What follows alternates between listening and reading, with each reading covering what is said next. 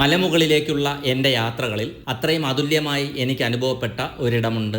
കന്യാകുമാരി ജില്ലയിലെ ആരൽവായ്മൊഴി പട്ടണത്തിന് സമീപം കാറ്റും മേഘങ്ങളും കൂടുകൂട്ടുന്ന ആ മലമുകളിലെ മുരുകക്ഷേത്രം. ശക്തമായ ഇടിയും മഴയും പെയ്തൊഴിഞ്ഞ ഒരു വൈകുന്നേരമാണ് ഞാൻ ഈ യാത്ര തുടങ്ങിയത്. പ്രകൃതി അതിൻ്റെ എല്ലാ രൗദ്രതയും വെടിഞ്ഞ് ശാന്തമായ നിമിഷം.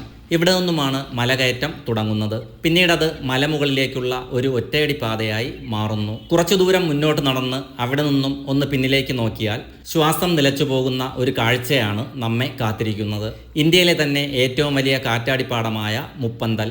നമ്മുടെ നാട്ടിൽ മറ്റൊരു മലമുകളിൽ നിന്നും ഇത്തരമൊരു കാഴ്ചയുണ്ടാകുമെന്ന് ഞാൻ കരുതുന്നില്ല. അത്രയും അതുല്യമാണ് ആ ദൃശ്യം. ചെങ്കുത്തായ ചെരുവുകളിൽ ആടുകൾ കൂട്ടമായി മേഞ്ഞു നടക്കുന്നു.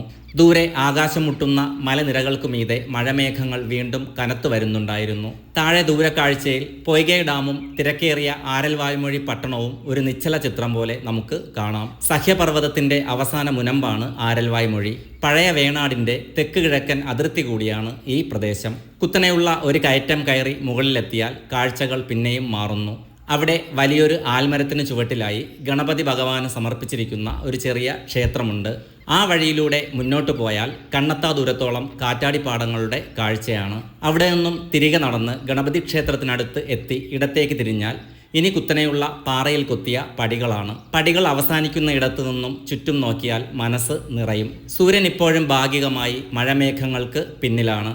ആ വൈകുന്നേരത്തെ ഇളം വെയിലിൽ മലയിലെ പുൽമേടുകൾ സ്വർണ്ണ നിറത്തിൽ തിളങ്ങുന്നുണ്ടായിരുന്നു. പാറയിൽ ഒരിടത്ത് ഒരു ചെറിയ നീരുറവ കാണാം. അതവിടെ ചെറിയൊരു കുളമായി രൂപപ്പെട്ടിരിക്കുന്നു. കുറച്ചുകൂടി മുകളിലെത്തിയാൽ നാം ലക്ഷ്യസ്ഥാനത്ത് എത്തും. മലയുടെ ഏറ്റവും മുകളിലായുള്ള മുരുക ക്ഷേത്രം. AD 9-ാം നൂറ്റാണ്ടിൽ ചോളന്മാർ നിർമ്മിച്ചതാണ് ഈ ക്ഷേത്രമെന്ന് കരുതപ്പെടുന്നു. പാണ്ഡ്യരും നായകന്മാരും പിന്നീടിത് പുതുക്കി പണിതു. താഴെ കണ്ട കാഴ്ചകൾ തന്നെയാണെങ്കിലും ഏറ്റവും മുകളിൽ നിന്ന് കാണുമ്പോൾ അതിനൊരു പ്രത്യേക ചാരുതയാണ്. ആരൽവായ്മൊഴി റെയിൽവേ സ്റ്റേഷനിലേക്ക് ട്രെയിനുകൾ വന്നു പോകുന്നത് ഇവിടെ നിന്നും നമുക്ക് നോക്കി നിൽക്കാം. സമയം വൈകുന്നു. സൂര്യൻ മലകൾക്ക് പിന്നിൽ മറയാൻ തുടങ്ങുന്നു. വീശിയടിക്കുന്ന കാറ്റിന് ഇപ്പോൾ നല്ല തണുപ്പാണ്.